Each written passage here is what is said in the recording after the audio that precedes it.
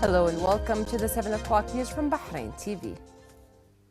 His Majesty King Hamad bin Isa Al Khalifa ratified and issued Law 11 for 2016 stipulating ratification of the second protocol for amendment of the Free Trade Agreement, the FTA, signed between the government of the Kingdom of Bahrain and the government of the United States of America in Washington, dated on the 10th of June 2015, associated with this law and approved by the Shura Council and the Council of Representatives.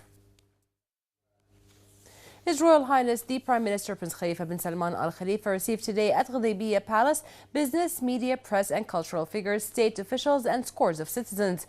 His Royal Highness affirmed the strong unity and cohesion of Bahrain and its people despite all challenges and conspiracies that aim to disrupt this unity. He praised all of Bahrain's regional and international achievements and called all officials to listen to citizens and meet their needs, stressing that the people of Bahrain are the government's top priority. He also stressed the need for stronger cooperation to maintain the security and stability of the country and protect all gains achieved in all fields in order to make further progress and enhance national unity. His Royal Highness the Prime Minister affirmed that all plans and programs of the government aim to achieve the aspirations of citizens and a prosperous future for the kingdom, stressing the need to increase communication with citizens. His Royal Highness praised the role of media and press in expressing the issues of Bahrain in the framework of openness and freedom, which affirms the democracy of the country. He also praised the significant level of the journalists and writers, highlighting that celebrating World Press Day is an opportunity to meet with them and express thanks and appreciation for their efforts. His Royal Highness said that the progress and improvement of Bahrain in different fields affirms the ability of the people of Bahrain to achieve this success despite the economic challenges affecting various countries around the world.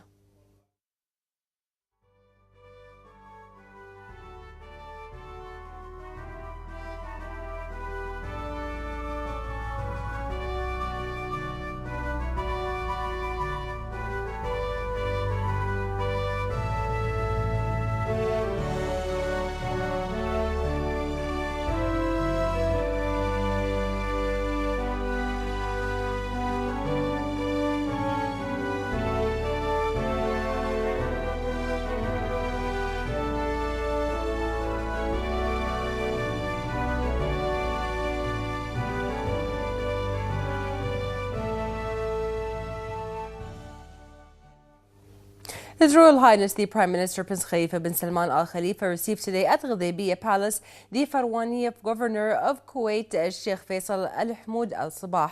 His Royal Highness praised the depth of the long-standing Bahraini-Kuwaiti relationship in all fields. He stressed the importance of exerting more efforts to bolster bilateral cooperation to strengthen the fraternal relations between the two countries. His Royal Highness stressed the importance of meetings among officials from the GCC and Arab countries, given their positive role in enhancing joint GCC and Arab cooperation. He requested the Farwani governor to convey his greetings and appreciation to the Kuwaiti Emir, Crown Prince and Prime Minister.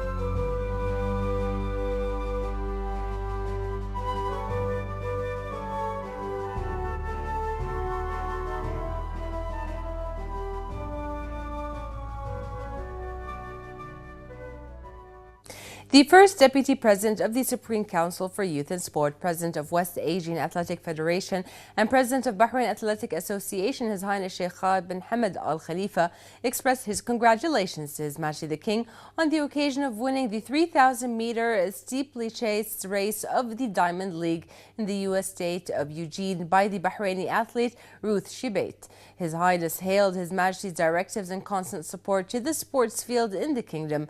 He also expressed his congratulations congratulations to His Royal Highness the Prime Minister and His Royal Highness the Crown Prince for their remarkable support and expressed his appreciation for the huge efforts exerted by the Olympic Committee led by His Majesty the King's representative for charity work and youth affairs, Chairman of the Supreme Council for Youth and Sport and President of Bahrain Olympic Committee, His Highness Sheikh Nasser bin Hamad Al Khalifa. His Royal Highness the Prime Minister Prince Khalifa bin Salman Al Khalifa deputized the Deputy Prime Minister Sheikh Khalid bin Abdullah Al Khalifa to attend the opening ceremony of the 17th Congress of the Arab Towns Organization, the ATO. The Deputy Prime Minister affirmed that the Kingdom's hosting of the event and His Royal Highness's patronization reflects the government's keenness to achieve the ATO's set goals and to enhance Arab joint action in order to achieve sustainable development. He also stressed the Kingdom's big strides in the field of urban development and its commitment to establishing new cities that adopt huge housing projects like Al Medina Al Shimaliya and Hid cities. The Deputy Prime Minister hailed His Majesty the King's issuance of Decree 35 for 2016 regarding establishing the High Urban Planning Committee and Decree 36 of 2016 approving the Strategic Structural Plan of the Kingdom of Bahrain. The Secretary General of the ATO delivered a speech in which he called on enhancing joint action in order to push forward the wheel of sustainable development, which parallels the UN's vision.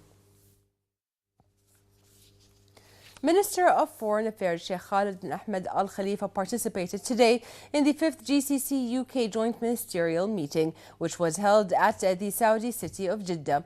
GCC foreign ministers reviewed the joint action plan and the means of enhancing cooperation in the economic, trade, investment and environment fields, in addition to enhancing political and security cooperation. They also welcome UK's suggestion of hosting a conference in October regarding the partnership between the public and private sectors in London. The meeting also reviewed a number of regional and international topics, including the recent developments in Syria, Yemen and Iraq, in addition to the relations with Iran. The chairman of the Ministerial Council of the 145th session of the Arab League, Minister of Foreign Affairs Sheikh Khalid bin Ahmed bin Mohammed Al Khalifa, held a press conference jointly with the Secretary General of the Arab League, Dr. Nabil Al Arabi, at the conclusion of the Arab League ministerial meeting in its extraordinary session. Sheikh Khalid welcomed the transfer of the Presidential Council of the Government of National Reconciliation to the capital Tripoli and reiterated their support for Yemen's constitutional legitimacy and President Abd Rabbu Mansour Hadi. He also affirmed the need to provide support and solidarity to the Palestinian people. The meeting was chaired by the foreign minister and aimed to discuss the next diplomatic moves regarding the Palestinian issue, the preparation of the draft agenda of the Arab League summit meeting to be held in the Mauritanian capital Nouakchott in July, and the developments of the situation in Libya and Yemen.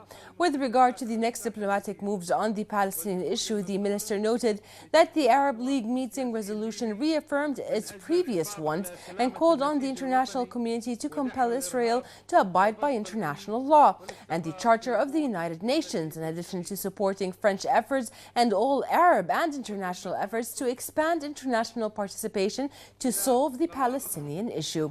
He stressed the need to support the French initiative, starting with a meeting of the International Support Group on June 3, 2016, and accelerate holding the International Conference for Peace and the creation of a multilateral mechanism to work on ending the Israeli occupation and the establishment of an independent, sovereign Palestinian state with the East Jerusalem as its capital on the 1967 borders. According to the Arab Peace Initiative of 2002 and international legitimacy resolutions, and set a timetable for the negotiations and the implementation of their outcomes within the framework of a new international follow-up mechanism. On the draft agenda of the Arab League summit meeting on its 27th session to be held in July in Mauritania, the minister noted the Council's decision to approve the draft agenda of the summit in implementation of Resolution number 8001, issued by the 145th regular session to be held on July 20 to 26. Regarding the development of the situation in Libya, the minister pointed the Arab League's welcoming of the transferring of the Presidential Council of the Government of National Reconciliation to the capital Tripoli. The council called on member states to provide political, moral and material support to the Government of National Reconciliation as the sole legitimate government of Libya. The meeting welcomed the Presidential Council's resolution 12 of year 2016, which commissioned ministers and their ministries until the performance of the legal oath ceremony. The Council welcomed the statement issued by the International Ministerial Meeting on Libya in Vienna and the outcomes of the 8th meeting of the neighboring countries in Tunisia and called on states not to interfere in the internal affairs of Libya. The meeting stressed on the need to confront terrorism decisively and support the Libyan army in the fight against terrorist organizations including ISIL, Al-Qaeda, Ansar al-Sharia and other designated organizations by the United Nations as terrorist organizations. On the latest developments in Yemen, the minister noted that the Council's resolution affirmed the full support of the continuation of the constitutional legitimacy of President Abdrabbu Mansour Hadi and emphasized the Gulf Initiative and its executive mechanism outcomes of the Comprehensive National Dialogue Conference and the UN Security Council resolutions, in particular Resolution 2216 of 2015.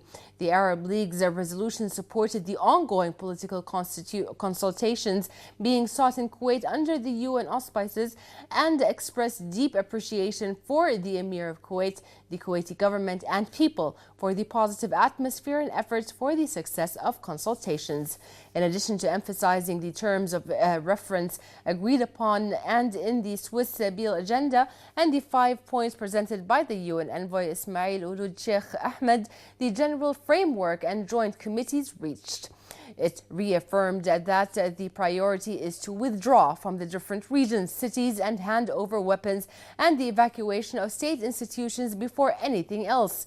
In addition to condemning the militias, delegations' acts to sabotage the results agreed upon in the consultations in Kuwait by deliberate procrastination and manipulation. The League's resolution expressed appreciation for the Arab states coalition led by Saudi Arabia on their efforts to return of security and stability to Yemen.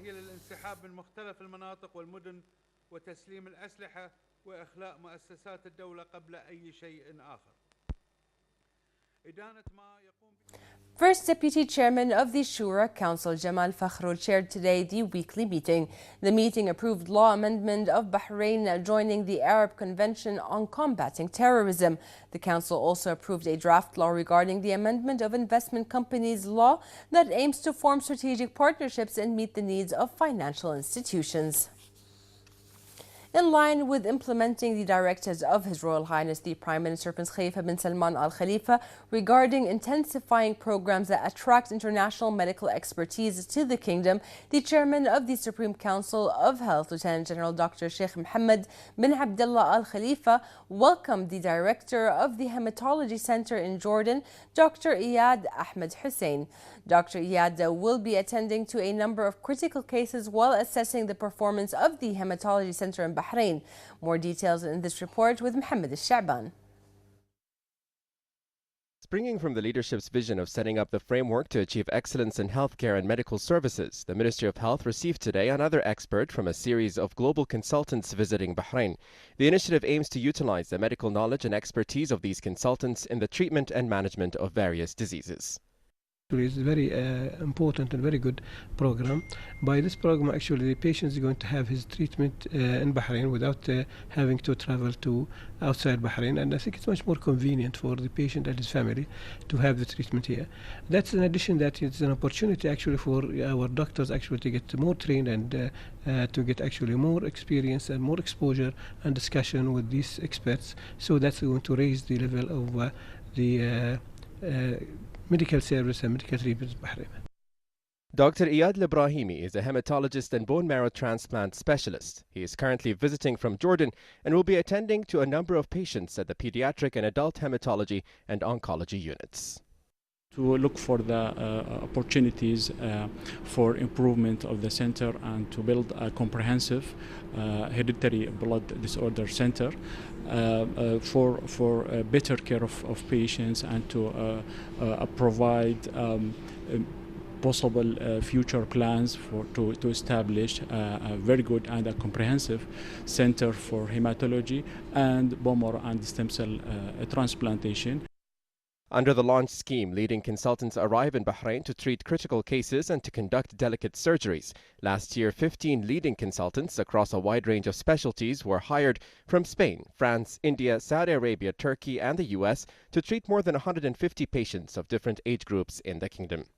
We are glad to have him with us because he will be contributing in our management scheme for sickle cell disease patients, particularly certain complications when it comes to chronic pain management and chronic organopathies, when it comes to complications to liver, spleen, and so on. He'll be concentrating on chronic pain management. He'll be seeing the facilities that we have, and he will give us his input. And yet another step and a positive initiative towards achieving medical excellence in the field of health in the Kingdom of Bahrain. Mohammed Al-Shaban, Bahrain Television News.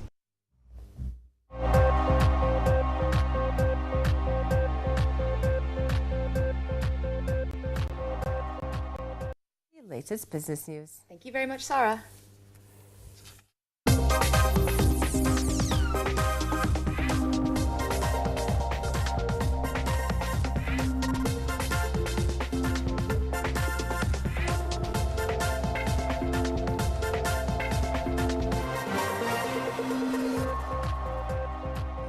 Very good evening and welcome to the business news here on Bahrain Television. The Bahrain All Shares Index closed today at 1,092.02 points, a decrease of 6.73 points below last week's closing level. Trading in the investment sector fell, while the services sector represented the majority, 75% of total share value traded. And there was a grand total of 42 transactions today, comprising 847,125 shares worth 150,213 Bahraini dinars.